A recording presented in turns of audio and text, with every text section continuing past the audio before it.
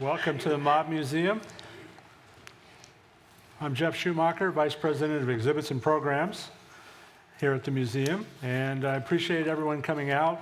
It's hot, it's a busy time in the evening in Las Vegas, but you've come out here and we really appreciate it. I think we're going to have a really great program tonight.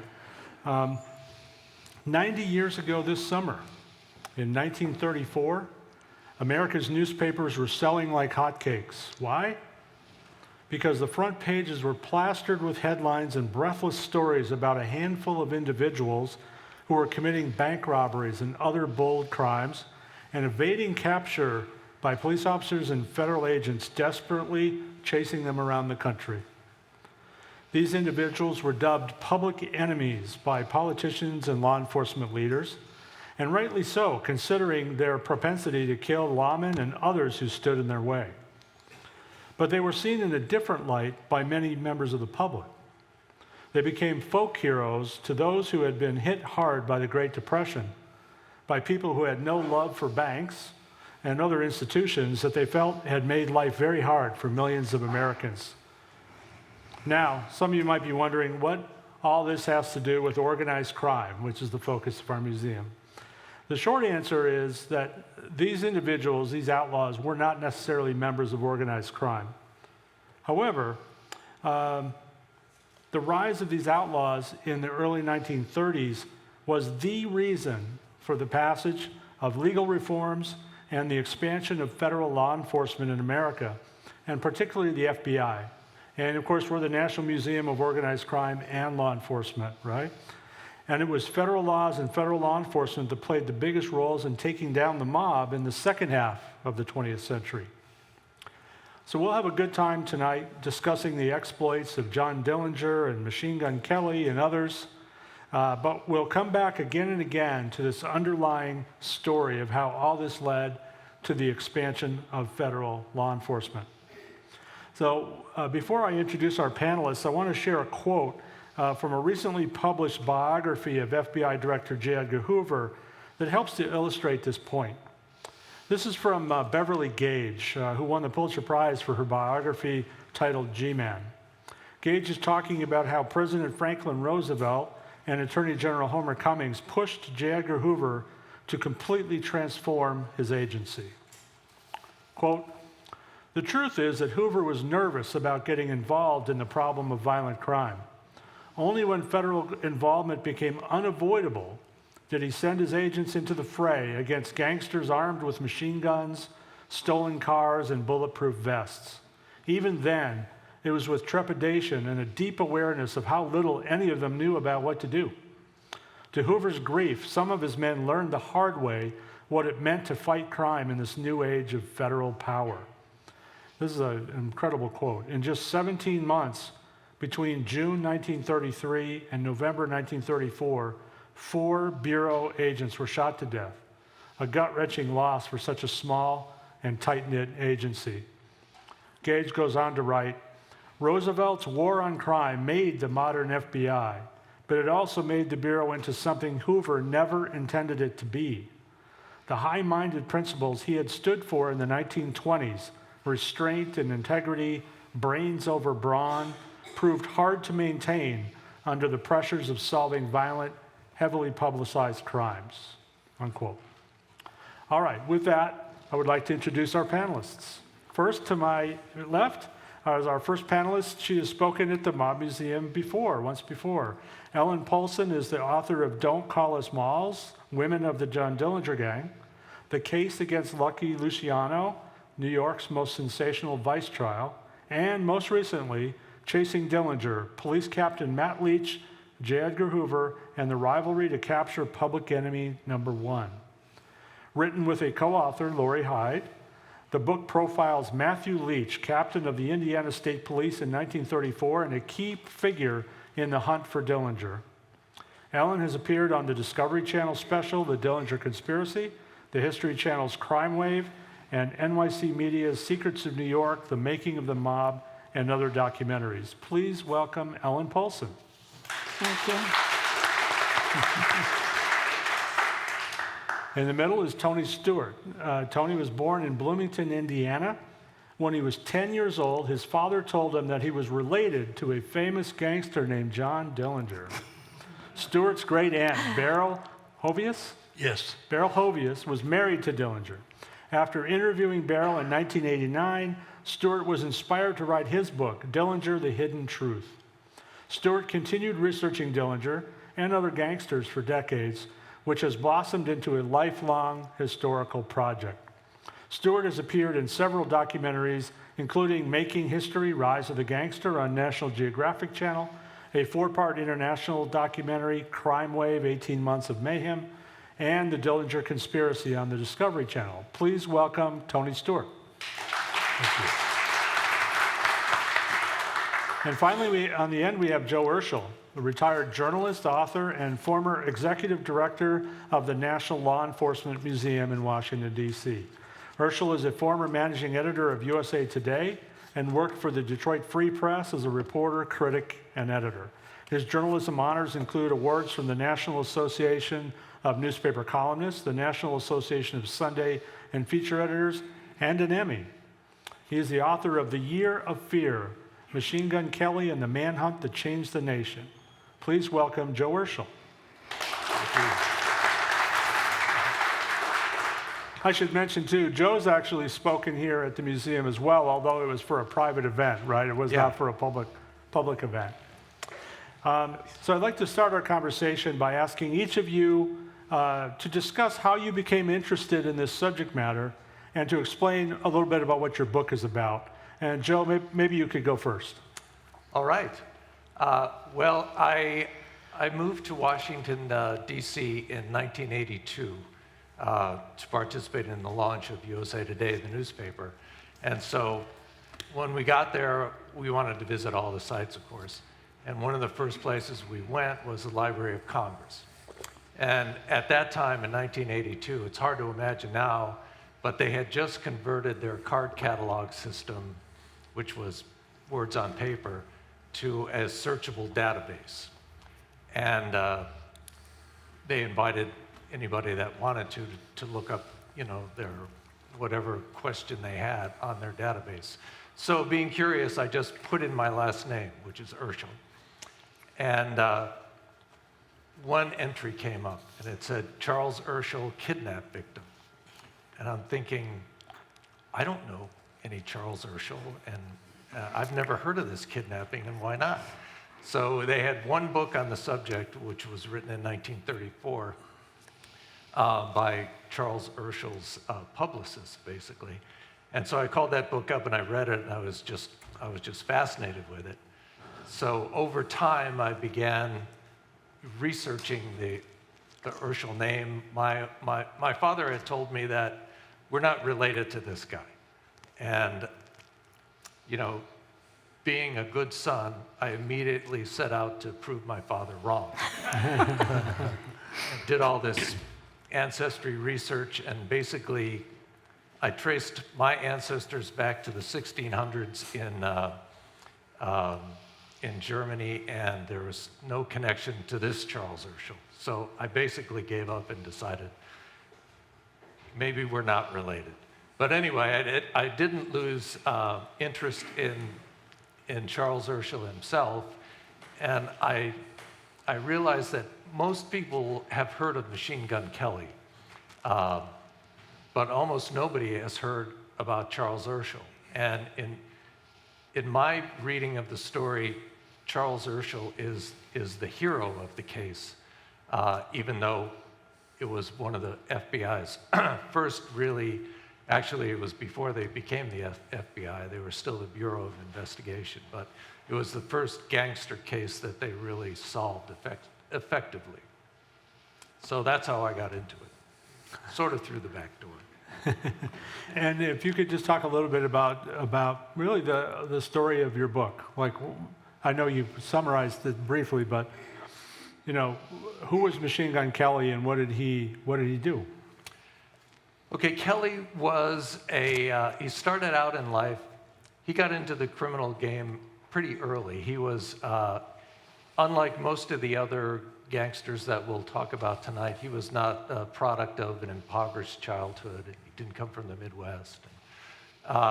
He actually came from a middle-class family, kind of a dysfunctional family, didn't get along well with his father, and he basically blackmailed his father into giving him the family car and increasing his allowance. He had caught his father in a tryst with another woman, and he threatened to tell his mother if his father didn't cooperate. So with this access to a car and some money, he started running liquor from Arkansas back into Tennessee. Tennessee was dry at the time. This is prior to Prohibition. And he had worked as a caddy in the local country club, and started out selling liquor to other country club members. And then graduated from that. He got so successful at that he gave up his caddying job, and then sort of stayed in that business. And with the advent of Prohibition, he was well placed to become a very successful transporter of stolen, liquor and whatnot to his community and around the country. He ends up getting married to Catherine Kelly, who was from kind of a minor criminal family down in Texas. And they teamed up, and in my reading of the story, Kelly was kind of a lazy guy, not very successful at anything except running liquor. But Catherine had bigger dreams and bigger aspirations, and kind of encouraged him to be, get into more successful projects like robbing banks and ultimately into kidnapping. So robbing banks was a pretty lucrative job at that time, because back in 1933, there were very few law enforcement agencies out in the West, which is where most of these crimes occurred, and out in the Midwest. And so he had set himself up with a small group of guys that worked out of the Green Lantern bar in St. Paul, Minnesota. And he got hooked up with a bunch of other successful bank robbers, particularly a guy known as Harvey Bailey, who basically invented the modern form of bank robbing, which relied on meticulous planning. He would know when the bank was flush with money. Many banks at that time were not. They were going out of business. He would know escape routes, multiple escape routes. He'd have a very fast car. He'd get in and get out quick. And so working with him, Kelly made quite a lot of money robbing banks. But one of the reasons they were successful at doing this, and ultimately would be successful as kidnappers, is because there were no police agencies that were allowed to cross either county lines or state lines to chase criminals. So they usually did their criminality within a quick stop-off at the border. At one time, it was estimated that from St. Paul, 20% of the bank robberies in the country were executed within a short drive of St. Paul, Minnesota, which was a protected city for criminals. But with the passage of, when Roosevelt came into power and was elected, he was elected on the promise that he would end Prohibition. So their lucrative jobs of running liquor would be drying up, and banks were running out of money. So that was no longer as lucrative as it used to be. So those Western criminals began to turn to kidnapping for ransom. Because again, they could kidnap somebody, jump over the state line, hide out, collect a ransom, and just continue on like that. And there was this incredible spate of kidnappings going on in the early 30s. And so after a while, people started to be, only the wealthy people got kidnapped, so they had a lot of political power. They put a lot of pressure on the Roosevelt administration to do something about this. And so various ideas were hatched about creating secret police forces and whatnot. But the idea that stuck was to create basically a national police force, a federal police force that would be empowered to cross state lines and chase kidnappers and bootleggers and what have you. And that eventually spawned the launch of the FBI. Yeah. Thank you. We'll come back to Joe, and we'll talk about Charles Urschel. We'll talk about Catherine Kelly, a little more fascinating character in her own right. Quick little sidebar, too. If you read into this literature about the Outlaws and even the mob in the early 30s, especially into the late 30s, for some reason, St. Paul, Minnesota keeps coming up again and again and again. And that's because it was kind of like a safe haven for criminals, which is pretty interesting. You don't think of Minnesota, and you think of Minnesotans, they're, the Minnesota nice, right? They're the nicest people on earth. Well, in St. Paul, it was a little bit different story there for a while. All right, Ellen, I'd like you to do the same, which is to talk about how you got interested in this subject matter, and then talk about your book, Chasing Dillinger, and how you came across that story. I got interested in Dillinger when I was just a kid. My father was a New York City cop and a very well-read person in his own right, and he brought a book home that was called The Dillinger Days, and it was written by the author John Dillinger. Now, that book has been kind of discredited at this point because a lot of it was made up, but he got away with it. And it was such an alternative to Catholic school. I mean, the gangsters, the malls.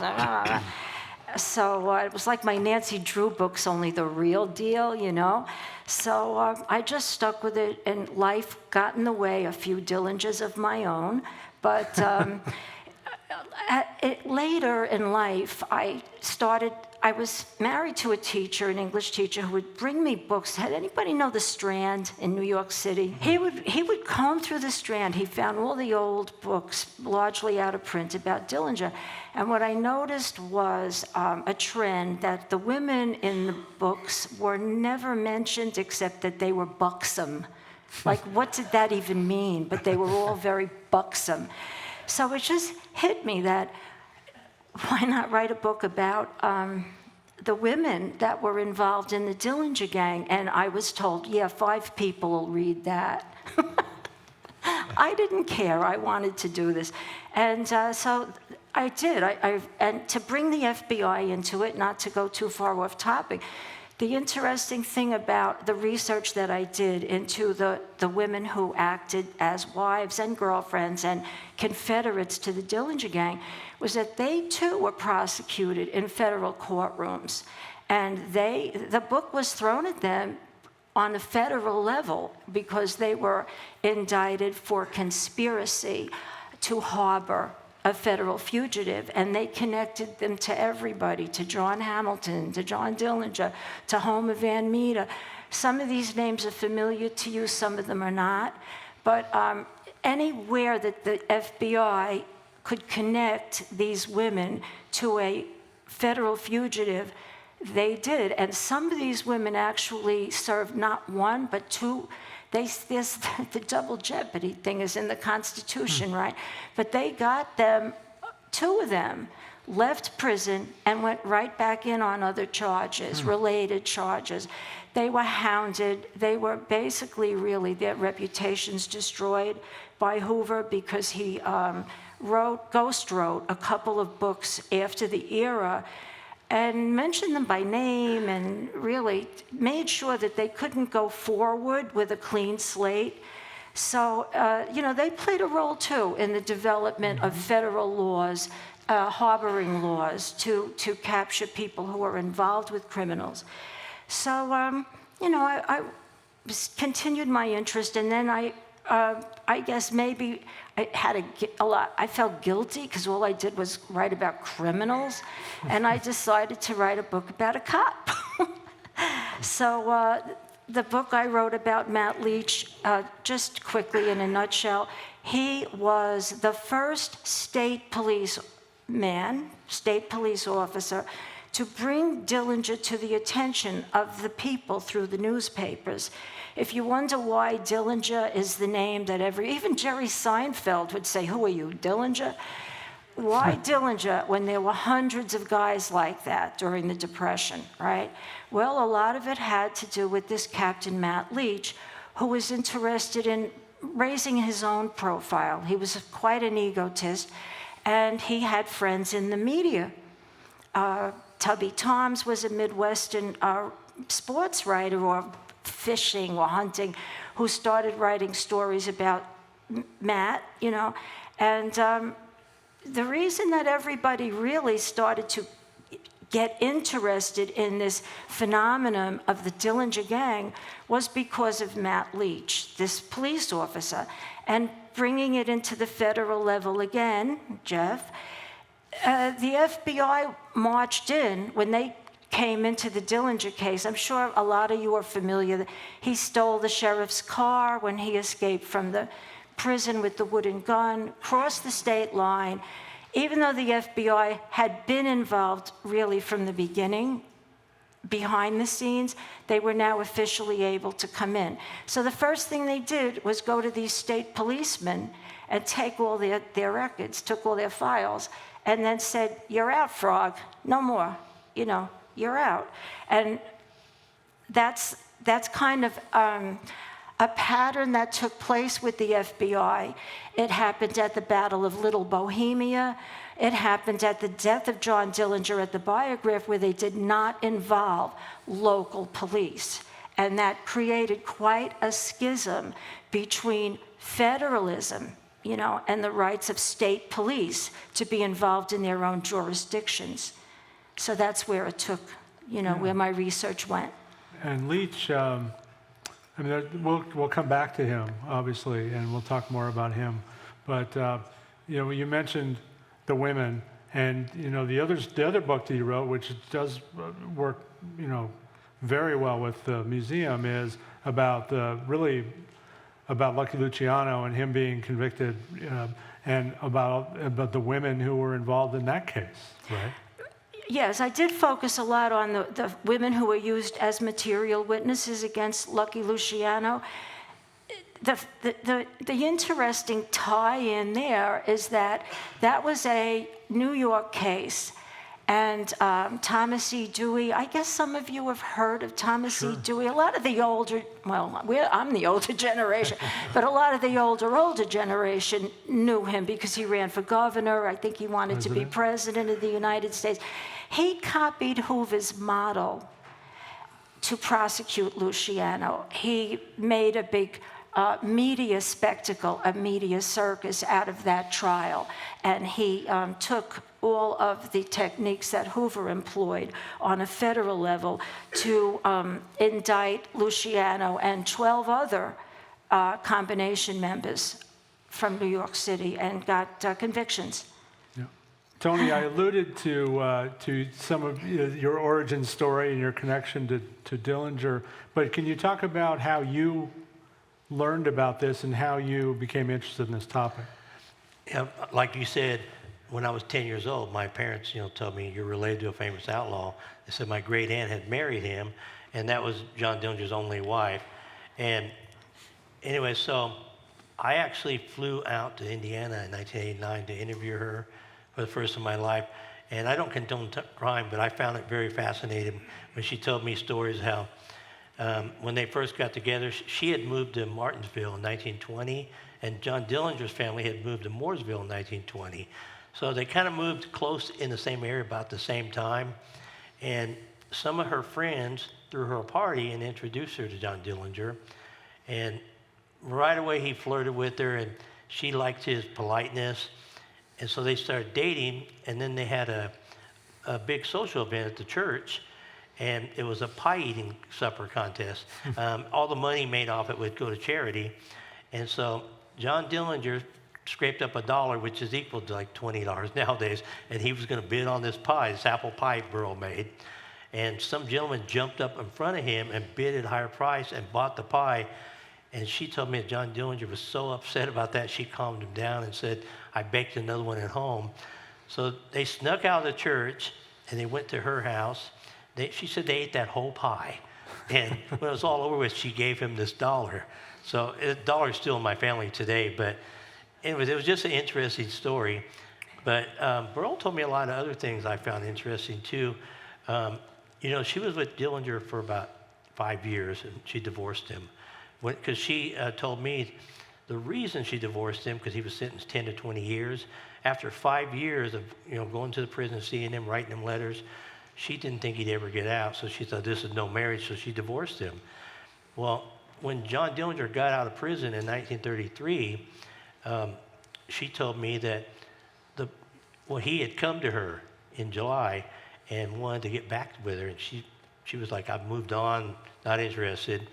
And there was a couple times he came back and tried to get involved with her, and she had moved on. But anyways, she told me even though they were divorced and they went their separate ways, and she made it clear to him, the FBI, she said on several occasions, broke into her house in the middle of the night looking for John Dillinger and scared her to death. They'd be in there with guns on her. And so she put 20 locks on her doors and nailed all the windows shut. After that, she said she was just scared to death. And so I asked her, what did you think about his crimes? And she said, I thought it was just terrible. Back in those days, it wasn't good to talk to anyone in your family or anyone that you're involved with a criminal in any way. But in my book, I talked about, Dillinger getting the raw deal in the beginning. He was on a baseball team, and this gentleman named Ed Singleton got him drunk on some corn liquor and told him that I know how to get some easy money. Well, Ed Singleton, he had spent 6 years in prison for robbery, so he was already, a prisoner. He got involved in all that. But so here's Dillinger. He never really committed anything serious. Pulled a lot of pranks, and he got Dillinger drunk and went there, and they robbed this grocer, Frank Morgan, and at some point, I guess Dillinger hit him over the head with a bolt, and he pulled a gun, and Morgan knocked the gun out of his hand. It went off, and all the neighbors' lights come on. So Dillinger went to take off, but Ed Singleton took off, right, and left Dillinger on foot. And Dillinger went to the local pool hall on the way home and asked, is Mr. Morgan okay? Well, later the police investigated, and how would he know anything about Morgan? And so the police went out to his house and arrested him. Well, his father went to the prosecutor and said, my son, if he pleads guilty, what'll happen? And he said, it's his first offense. He'll get off on probation. He'll be home in a few hours. So Dillinger's father didn't even get him an attorney or nothing. He had no legal counsel. And in 5 minutes, they sentenced him 10 to 20 years in state penitentiary. And here he thought he'd be home in a couple hours. And his dad never forgot that. That was a raw deal. But she was talking about Matt Leach. Dillinger was also involved in the biggest escape ever from Indiana State Penitentiary, where he broke 10 people out. Well, when he got arrested in Dayton, Ohio, for bank robbery, they caught him at Mary Longacre's house, a girlfriend. When they caught him there, they found a map on him, and it had a diagram of the Indiana State Penitentiary. And they transferred Dillinger to Lima, Ohio, and Dillinger warned the police officer there, Jesse Sarver, that we think Dillinger was involved in that. And he really pressed that point. And when it came down to it, Jesse Sarver thought, no, he's just a punk. But anyways, and then the members of the people that broke out of the jail, Harry Pierpont and Charlie Mackley, two of the other gang members, they went to Lima, Ohio, and they walked in there and said, we want to see the prisoner, John Dillinger. And he said, I'd have to see your credentials. And Harry Pierpont pulled out a gun and said, here's our credentials. And Jesse Sarver reacted by opening the drawer trying to grab a gun, so he shot him. And, he ended up killing him. And so since they went to the jail to break John Dillinger out of jail, and they didn't really know these other guys' names, they assumed they were breaking John Dillinger out because he was the leader. And so they started, at that point, started calling it the Dillinger Gang. But Matt Leach had a lot to do with that, too. He kept pushing Dillinger's name out there. And Dillinger ended up making more headlines in his career than the President of the United States. So Roosevelt didn't really like that. So anyways. Well, when we come back to Dillinger, Okay. there's a lot to cover. But I want to go back to you, Joe, just for a minute. And we're kind of jumping around, but hopefully everybody can keep track. Let's talk about George and Catherine, because the impression I have from your book, but in general, is that Catherine was kind of the mastermind here, and you suggested this, that George is a little lazy and so forth, but she definitely had a criminal mind. Let's talk about her a little bit, and then about Charles Urschel too. Let's give him some credit on how this all played out. Yeah, Catherine, she, as you say, she was very aggressive about what she wanted in life, and what she wanted in life was fame and fortune, and so she saw Kelly as her way to get there, and when they were sort of running down on their luck, she was the one who convinced him that they should kidnap this Charles Urschel, who at the time was one of the wealthiest oil men in the country. He was reluctant to do that because he was relatively inept in almost everything that he tried. But anyway, he partners up with another guy, and they break into Urschel's house while he and his neighbor are playing bridge in the back. And he and his partner come in, and there's 2 men and 2 women sitting at the bridge table, and they had so poorly planned this that Kelly didn't know which one was Urschel.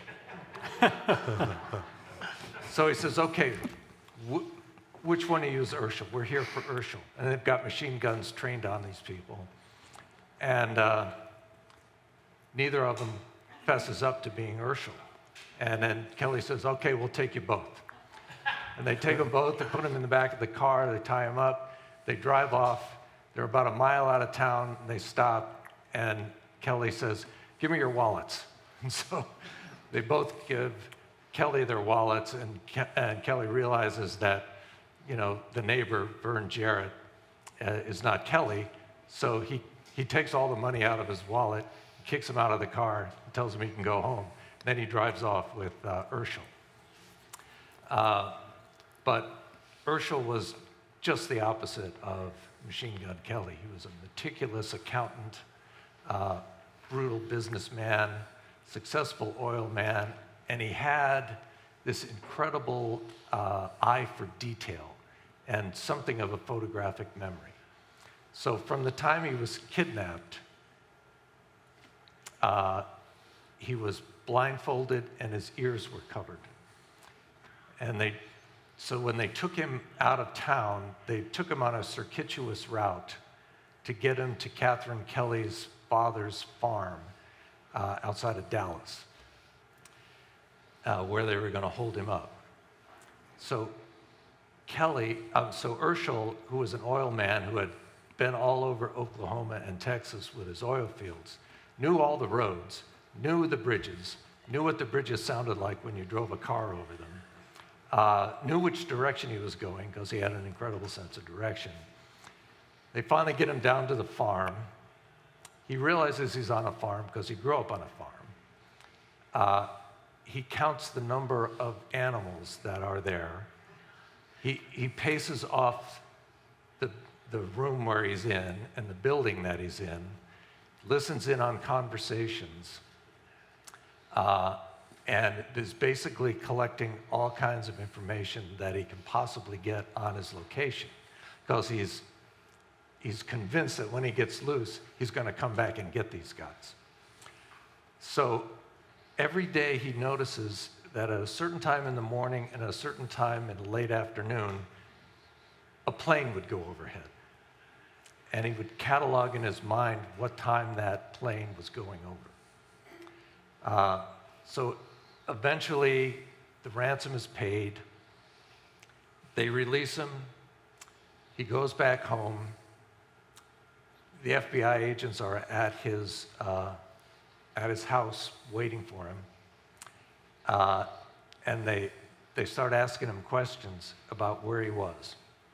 And for 2 hours, he describes the building he was in, the kind of farm he was at, the route that they took to get him there, and this fact that this plane flew over their farm at these 2 times every day.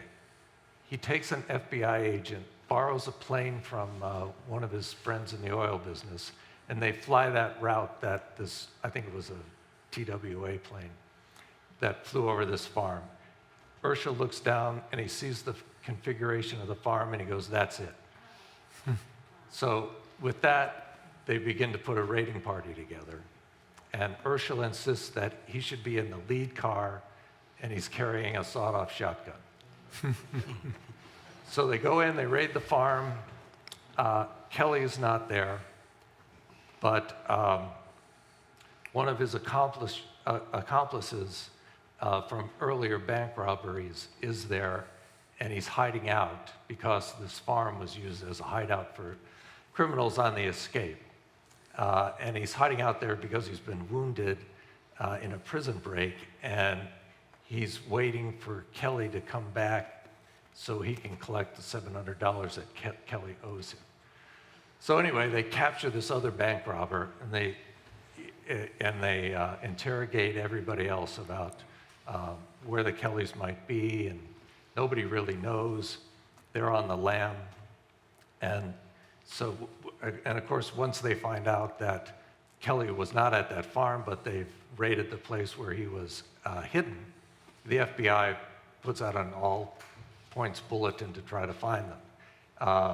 And they've gone through all kinds of things to evade capture. One of the interesting things about our newspaper background is back then, there were probably more newspaper reporters on the street than there were police officers. And so the FBI got a lot of their leads from stories that were published in the local papers and moved on the Associated Press and UPI about the location where he had been spotted. And so these guys are going all over the country trying to track him down, which they eventually do. But there was enormous pressure on them to find Kelly because Hoover's job was on the line, and he had been unsuccessful in a lot of the other operations that they had deployed against these gangsters to try to make an arrest. So they really wanted Kelly, and eventually they got him. He gave up after they had tracked him down.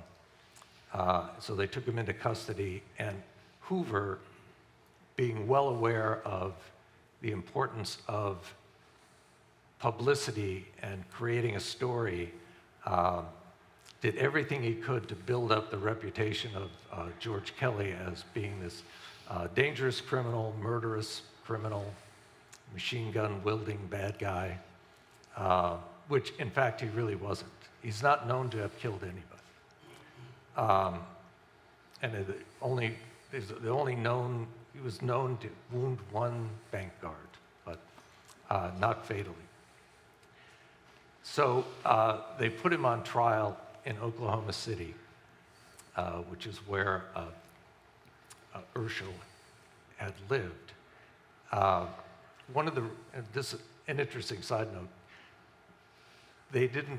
a lot of times they didn't really want to have to prosecute these criminals if they did capture them, because so many judges were in the pockets of the local politicians who were in the pocket of the local criminal gangs, especially in where organized crime was operating in New York and Chicago, St. Paul, and Kansas City, and places like that.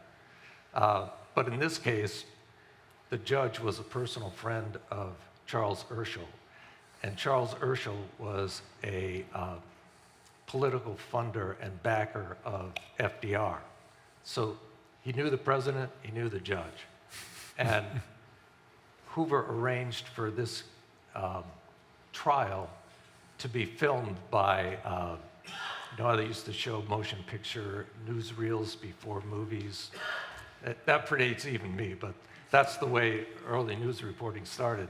And anyway, they filmed this entire trial, and it was shown in movie theaters as it was unfolding around the country. And people would stand up and cheer when they would hear the testimony and the FBI agents testifying and whatnot. So he and Catherine basically built the image of Machine Gun Kelly. And then when he was convicted and sent to prison, Hoover looked like the real hero of the story. And somewhat the forgotten man was Charles Urschel. Right, because in doing all of this telling, there was no advantage for Hoover to let it be known how much work Charles Urschel had actually done to crack the case. He wanted the glory to go to his FBI agents and himself. So they downplayed all of that, and it never really came out at the trial. Yeah, fascinating. I want to dig into just a couple of key incidents in the Dillinger story.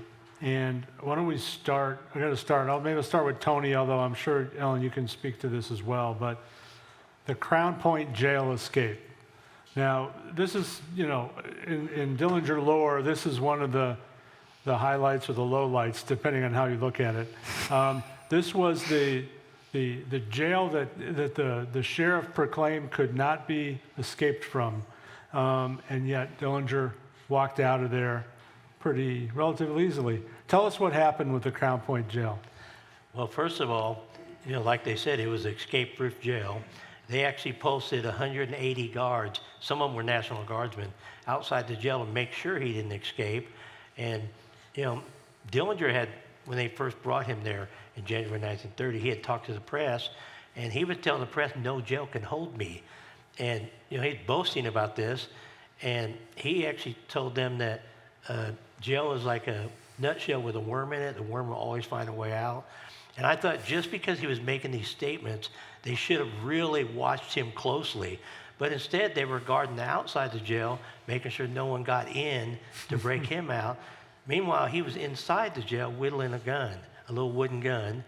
And he ended up getting one of the turnkey gentlemen came into the cell. They're not allowed to go in there unless the cells are locked, but the cells were unlocked, and he entered, and Dillinger stuck a gun in his side and told him, I'm getting out of here, I'm going to kill you. But one by one, Dillinger used him. He said, call this guard down here, call this one. One by one, he would lock these guards up in the same cell, and ended up with 9 guards locked in there before he got hold of a real gun in this one cell. And he went outside the jail, locking each cell behind him, and he went outside to try to get a car. Well, there were 2 cars with no keys, so he went all the way back up in the jail and asked them for keys. And, of course, they hid the keys so they didn't have them. And so he asked them for some money. I think he got like $12 from them. And so he went back down, he grabbed a raincoat, and at this time he had a Thompson machine gun he found in the warden's office. And he took Herbert Youngblood with him, and they marched 2 of the gentlemen outside, and they went next door where the garage was, and they went in there and stole Lily and Holly's car and made their getaway. But the funny thing about explain real quickly. Explain who Lily and Holly was. Oh, Lily and Holly, I'm sorry. She was the sheriff in charge of watching Dillinger. Took her personal car. Yeah, and he stole her personal car. He went in the garage and asked the mechanic, which is the fastest car? And he said, Lily and Holly's car. And he goes, that's one I'll take. And at gunpoint, he made them get in the car and took off. But after he left, they realized that all the men that he had locked in the cell, he took the only master set of keys to the cell, so they had to use welding torches to get their men out of these cells. And, on top that he stole Lily and Holly's car. And then Crown Point made a fatal mistake announcing nationally, watch out for this car, and they gave the license plate number. It was the wrong car. There was a family in this car, and next thing you know, they found themselves surrounded by police and guns. They almost got killed. So they called out the wrong car and a license plate number on top of that. And then there was an article in the newspaper showing Lily and Holly, the sheriff in charge of him, sitting on the steps, and said the girl he left behind. So, it wasn't a good deal. And then they started receiving mail in Crown Point. This was before zip codes. And the mail would address to Clown Point, Indiana, and it was getting received. But the whole story is funny because later on, he was going to meet his attorney somewhere, and he said, "Where do you want to meet?" And he goes, "Crown Point, that's the safest place around." One quick note, and Tony and I have talked about this, but there is, historians go back and forth about whether Dillinger carved the gun inside the jail cell or whether it was actually made by someone who was hired by his attorney to make the gun, and then it was smuggled in.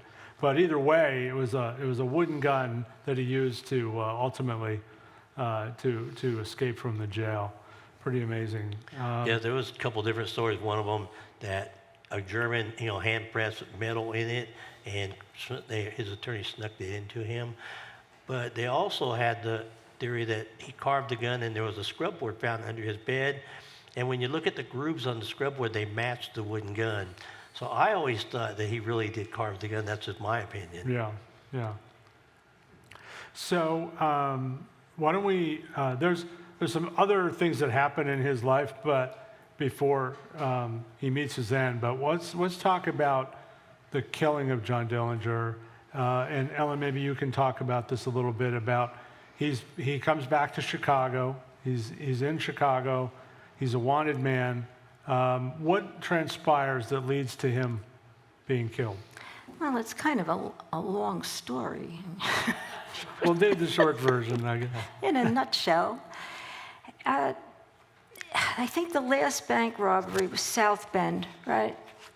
South Bend.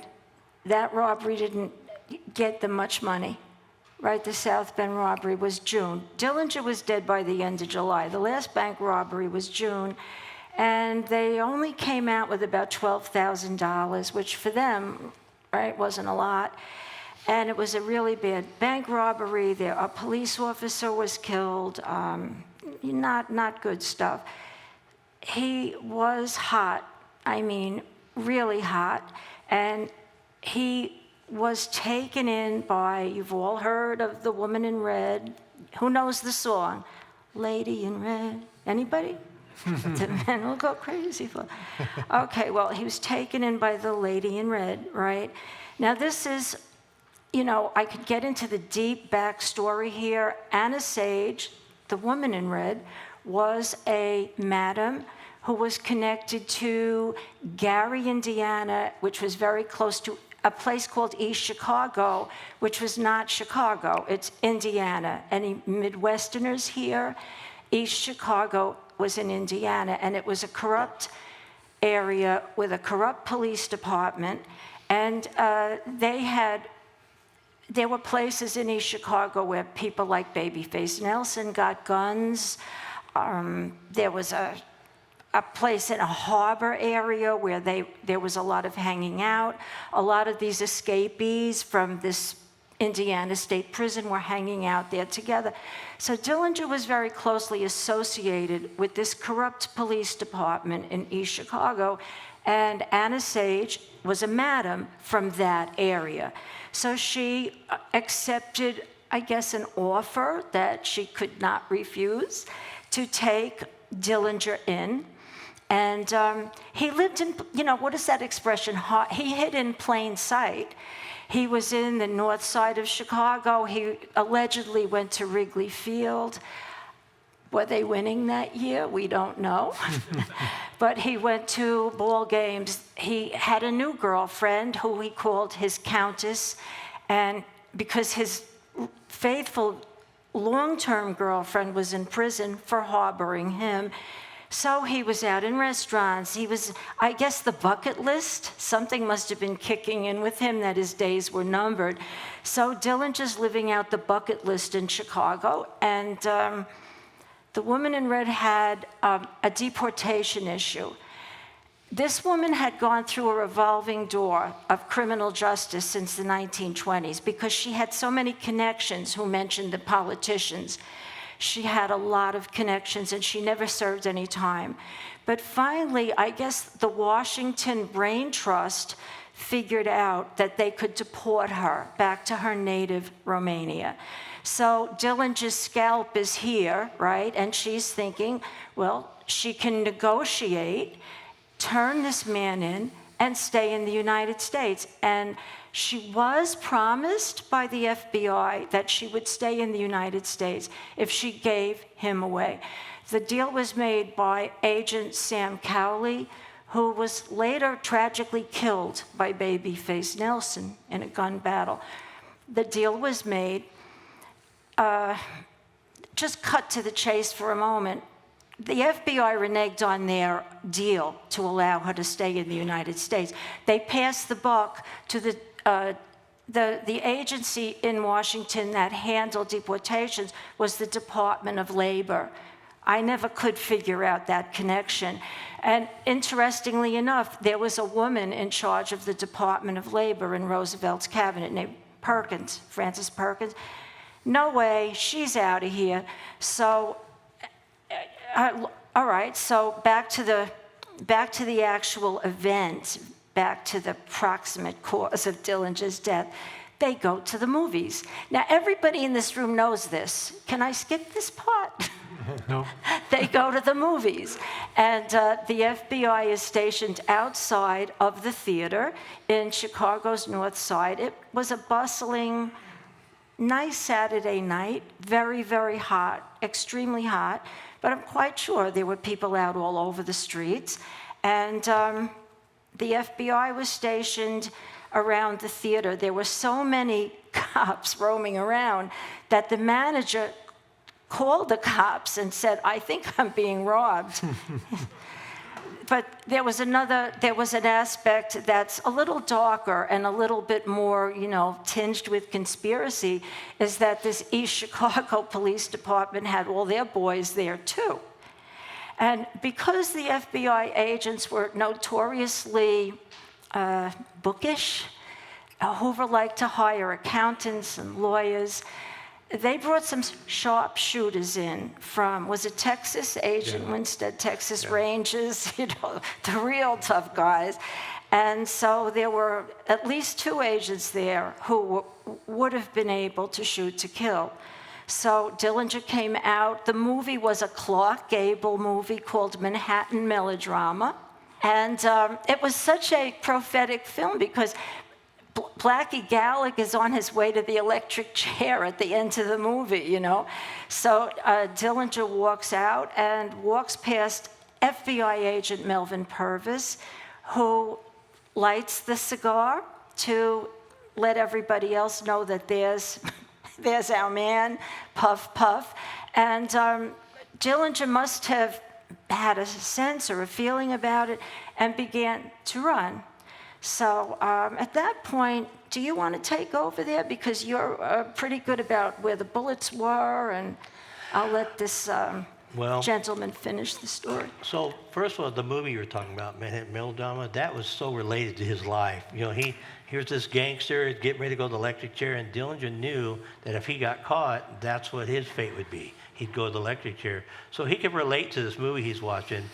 But when he comes out the door, he's got a woman on each arm. He's got Polly Hamilton's girlfriend on the left and a Sage on the right. And he's walking, and Purvis tries to light his cigar, and nervously, I guess he couldn't get lit, but they pretty much figured out, okay, that's the guy. And I've been to the Biograph, and it's 30 steps from there to the alley. So Dillinger had, in 30 steps, was going to be dead. And so he starts walking, and I've read this deep in FBI files.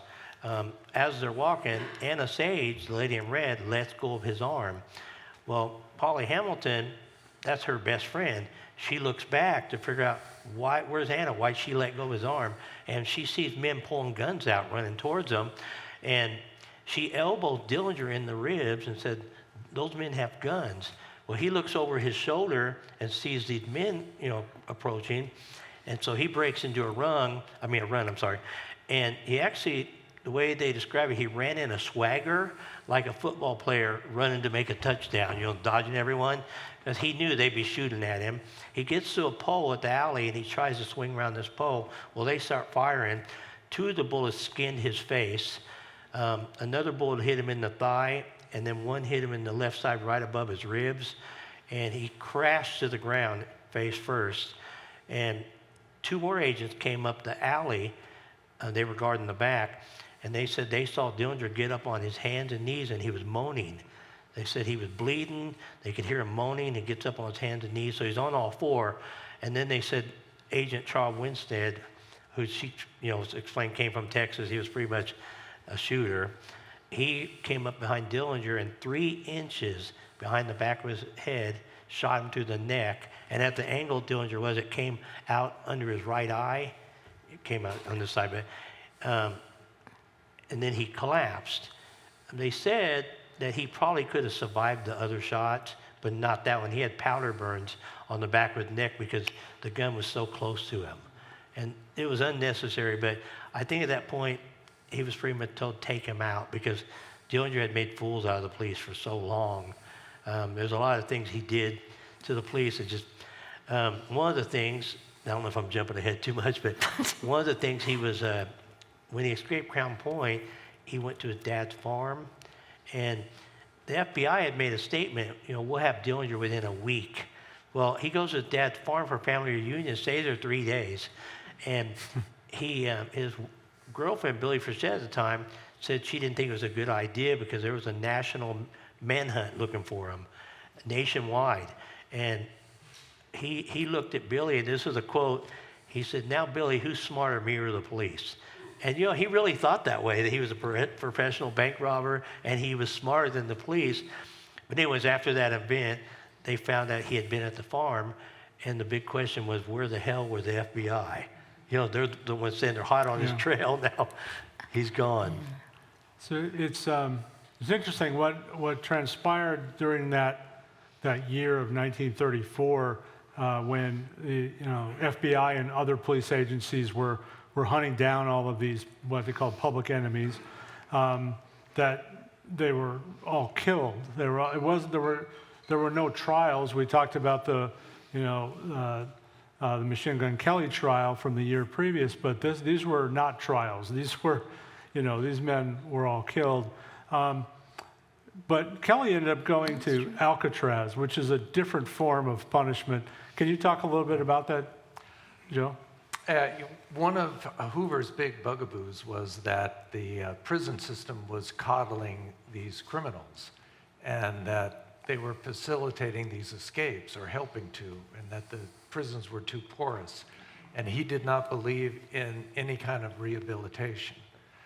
So he wanted a special prison constructed that you could not escape from, that would be a severe form of punishment, where the rules would be strictly enforced, where it would be guarded by machine gun wielding police officers. And what he found was basically was an abandoned prison that was originally built on Alcatraz Island right after the Civil War. So it had been reconditioned various times and used for various defenses by the Navy, but it had fallen into disrepair, and he decided that this would be the place. And so he made a big deal of sending whoever was convicted on federal charges would be sent to Alcatraz, and it would be what did he call it? A prison for the irredeemables. And so they were basically sent there to die. And eventually, Kelly, who spent many years there, He got so sick that just from the conditions there, it's very damp, it's cold, that they had to transfer him back to Leavenworth, where he eventually died of a heart attack. He had an acquaintance at Alcatraz, or a few, who were mentioned in our museum. What was the connection between George Kelly and Al Capone? George Kelly, George Kelly, one thing he was good at was driving from his escapades as a liquor runner. And he always loved great cars. And he used, one of his connections was that he would use Capone had his own personal garage and his own mechanic who would take his cars and protect them with steel plating, rev up the engines, basically turn them into fast cars that had all kinds of things that would help elude police. So George Kelly used that garage. So he was acquainted with the Capone gang and whatnot. But when he ended up in prison with Al Capone, one of the things they did to try to amuse themselves was they started a band. And Kelly was the drummer, and Capone played keyboards and accordion.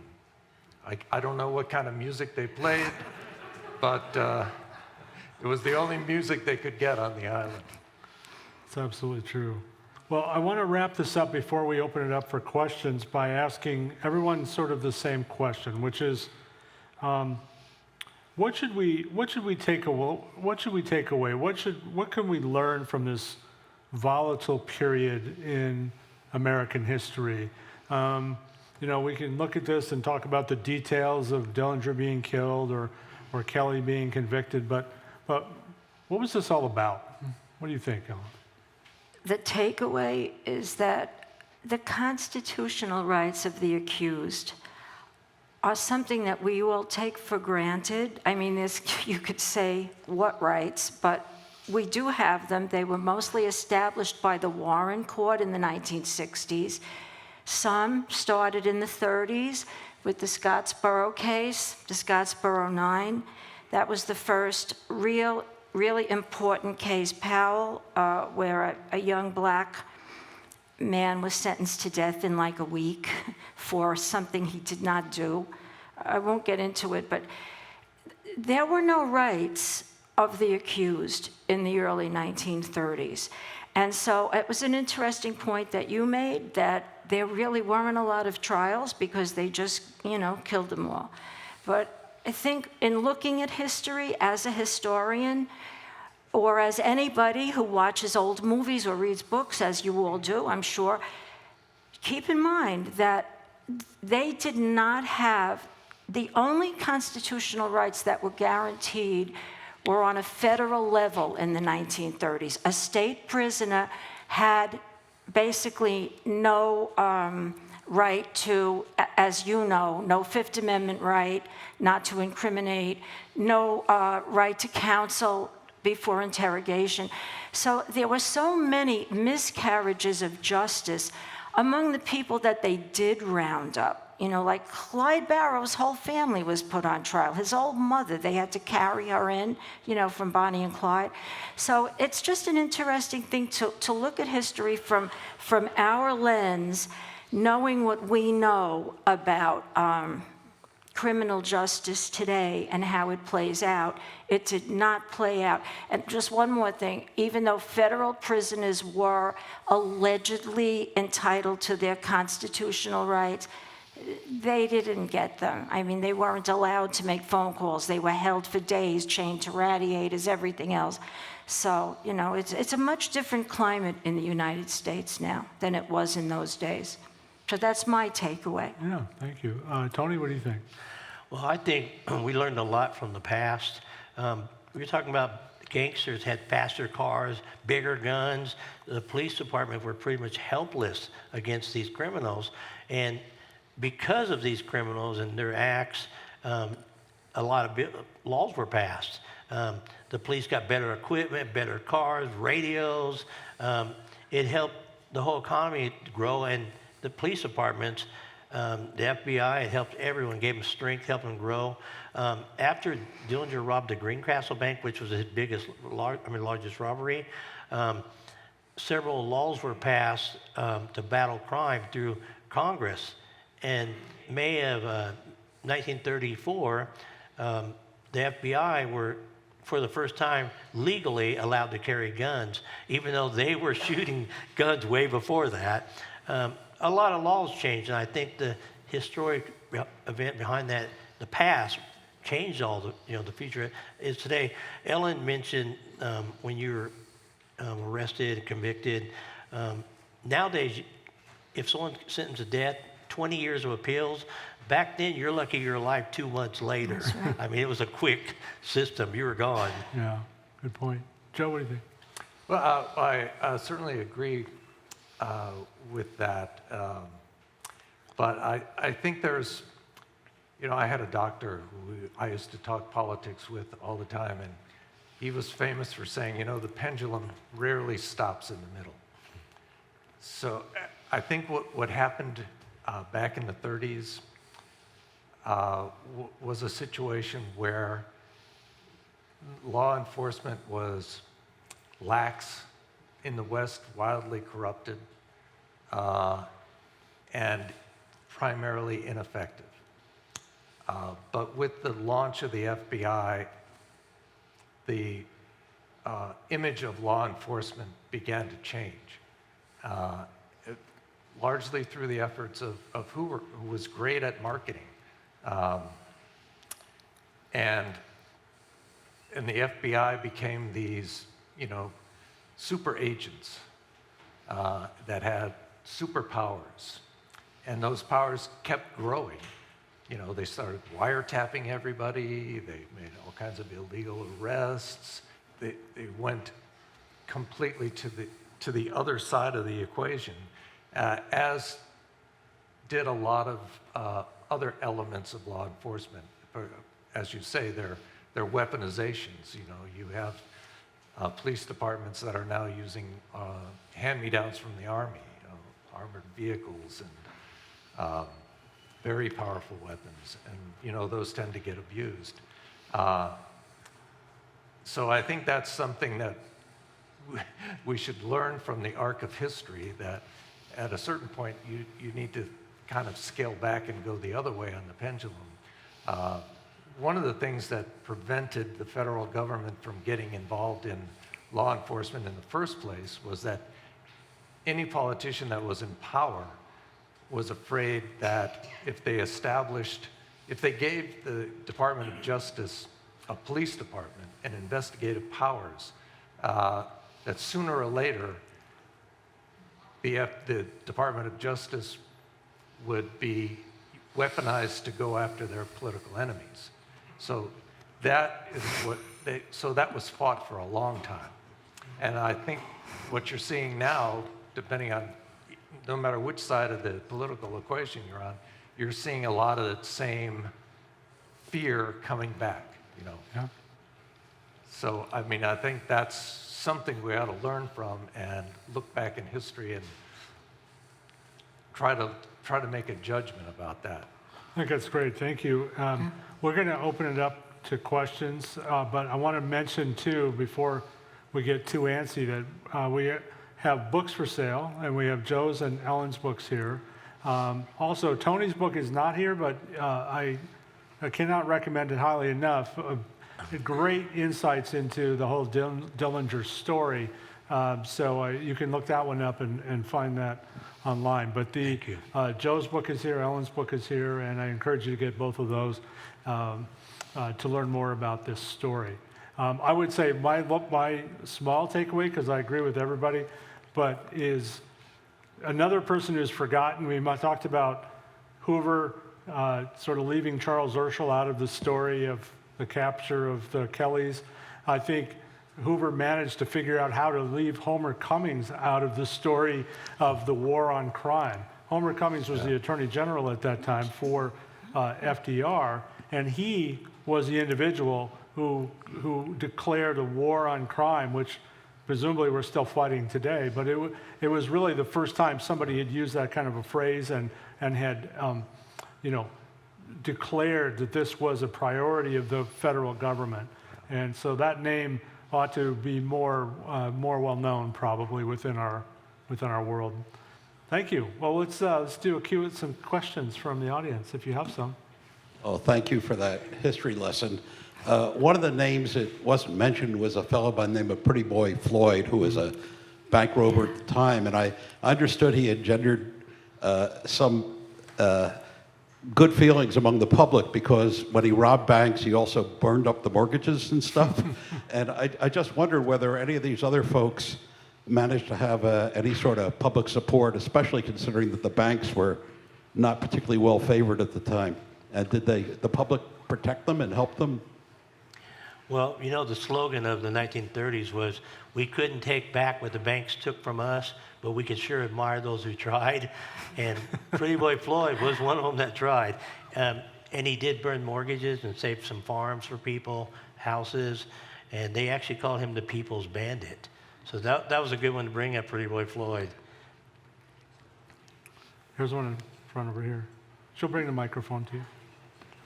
So listening to these various individuals, who was the first mainstream criminal out there?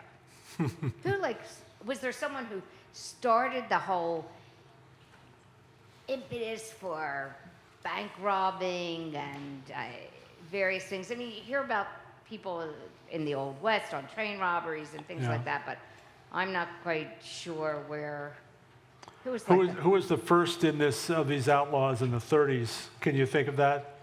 or does it go back even farther into the 20s? Or Yeah, it probably goes back farther Yeah, than it the goes 20s. I'm thinking, further yes. back, I mean, you could certainly, like you mentioned, you could go back into the 1800s easily. I mean, you got the Butch Cassidys and Yep. Jesse James and Jesse James. And of course, the gangsters, that's when a lot of them, 1933 is the hardest the Great Depression hit, and 2/3 of America was unemployed. And if you had a criminal record, you weren't getting a job. So a lot of these people started robbing banks. The first, like he said, would go a lot further back, though. like I'm trying to think, I forget when Bonnie and Clyde were in the that was about the same time. Yeah. Yep. Yeah, Yep. late 20s, yeah. it was like a bombshell. I mean, 33 and 34 were the years for all Yeah. of them. Yeah. And they all had these flamboyant names, many of which were coined by newspapermen. Yeah. Creepy Corpus, Alvin Creepy Corpus. I went through the newspapers to find out when that name started, and there was definitely like a point in time where suddenly reporters started referring to him, but I'm getting off topic. But I guess the explosion in 33 and 34 was when they just all kind of came up at one time. I mean, what screams out to you? What name do you? Well, I mean, I certainly know the ones either from going to the museum or just movies or whatever, Yeah. growing up as a kid, all of these Dillinger. Sure. I These, mean, you explained the machine gun, Kelly, and he never really shot anybody. So Right. there you Yeah. go. Yeah. So that's interesting about it's interesting about the press's involvement. yeah, I think Joe and I I think you would agree with me that there was a little bit different mindset among reporters at that time about, giving the story as straight as possible. There was quite a lot of drama that was brought into these crime stories in particular, nicknames, elaborations, Yeah. It was not quite at the same ethical level as certainly we strived Right. for in our careers. I mean, it sold newspapers, and newspapers Right. were kind of at their heyday in those years. Yeah. And it continues to be something that sells news. I mean, I was in the television business for a while, and of course the dogma for local television is if it bleeds, it leads. And Right. so it's It's still happening. Yeah. Well, nicknames are always very popular. Yeah, that's true. You know, if I can answer your question, I think the person that we all think of in the United States is Al Capone. I think that's just the name that everybody instantly relates to as maybe he wasn't chronologically first or anything like that, but I think that that was really the first big name. Maybe because, I think that's you fair. know, the Alcatraz and everything else that's in the story with him. The two gangs or criminals that come to mind as having been killed by law enforcement is Dillinger and Bonnie and Clyde. Yeah. I'm sure there were a lot of others that it seemed like there was a policy on the part of law enforcement.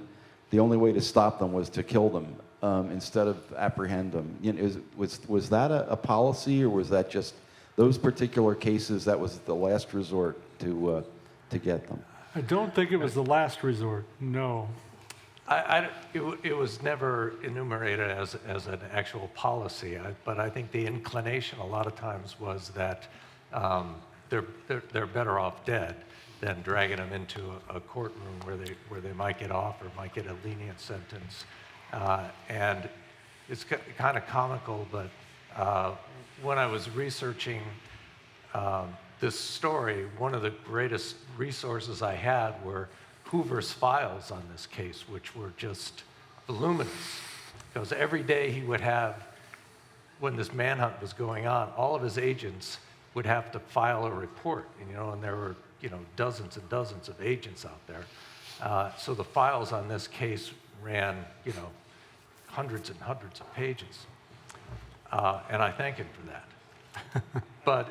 But a lot of times you would read a memo back from Hoover to one of the agents in the field, and it would be essentially saying, I want them back dead or alive. And all of these files, of course, have been are heavily redacted. And always when that phrase came up, the word dead was redacted. They usually had the word dead in bold. Yeah. Yeah. And you have to understand, too, Clyde Barrow was a killer of 13 police officers. So that was an ambush. Yeah. And, there's Texas Ranger in there. One of those police officers in that ambush had known Bonnie Parker personally, and he wasn't happy that there was an aversion to killing a woman in those days. And, well, I don't know. I think Women what were made, executed, but, sorry. Yeah, go No, ahead. you're right. I think what made Bonnie and Clyde so famous was, they shot 167 bullets into their car, and these were steel pelleted bullets. They were going through the steel body of that car, through Clyde, through Bonnie, and out the other side. And getting shot that many times, I think, made them more famous after death. Yeah, I think that's true. And they paraded the car through the town Yeah. and all that stuff. There's that, and the fact, too, that it was not the FBI who ended up, they couldn't find him, No, right? It was the local police who got them. Maybe we can take one more question if we have one. Here we are. So just, the city of St. Paul came up in the conversation, and there's a real good book called Dillinger Slept Here by Paul McCabe. Yes, that's a great book. Yeah, is a we great all know book. Paul. Yeah. Yeah, what he gets into is a study of the O'Connor system. Yeah. And O'Connor was the chief of police in St. Paul. And it really kind of explains the entire process that the St. Paul Police Department had during this era. I think it actually started in the 20s and went up to the mid-30s until the Ham kidnapping and the Bremer kidnappings. Yeah. Yeah. We're gonna stop. The O'Connor system basically was the mayor and the chief of police let it be known that they would not go after any criminal unless the criminal committed a crime inside the city. Whatever they did outside of the city would be okay with them. So consequently, St. Paul became the center for a lot of criminal activity. Including Dillinger and including, you mentioned Alvin Karpis. He spent a lot of quality time in St. Paul. And it took a federal police agency, right, to bring them in, like Harry Sawyer. That was a federal trial, right? Yeah. Harry Sawyer. Pfeiffer, one of them died, right? But I know what you mean. St. Paul was corrupt, and Paul did a great job, and you should get Paul here because he speaks. He's really a really nice guy. Interestingly enough, one of the Dillinger gang members was murdered in St. Paul, ostensibly by the St. Paul cops, because Homer Van Meter, because he didn't pay back a loan from the chief of police or something like that. So he was one who wasn't safe in St. Paul. Well, this has been wonderful tonight. I appreciate everybody listening. Hope you enjoyed it, and I hope you buy a book. Thank you very much. Thank you.